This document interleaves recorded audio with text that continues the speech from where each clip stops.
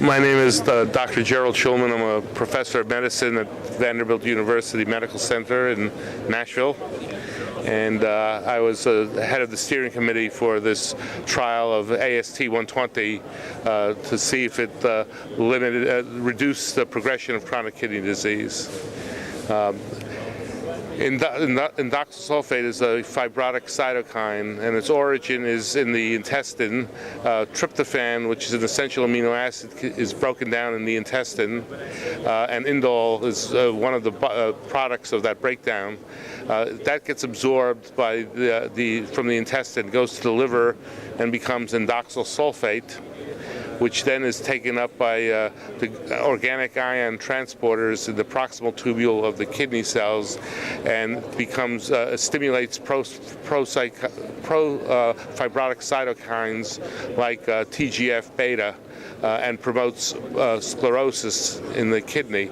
AST-120 is a charcoal product made of spheres with a huge surface area, and in the intestine blocks the absorption of indole.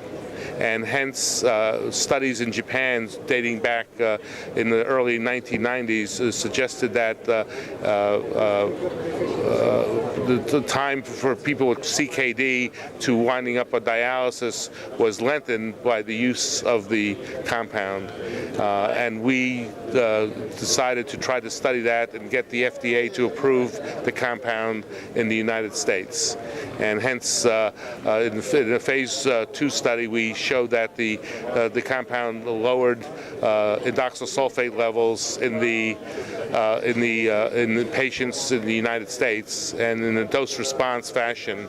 And that was the impetus to do a phase 3 trial looking at the compound. And we did the study, and fortunately for the entire cohort, it was a negative study, that the placebo group progressed slower than our estimate was, and hence there was no difference in the between placebo and the patients receiving AST-120. However, in the subgroup analysis post hoc, we showed that the patients who were compliant with 80% of the dose, patients who had proteinuria, and patients who had hematuria, there was a difference between AST-120 and placebo.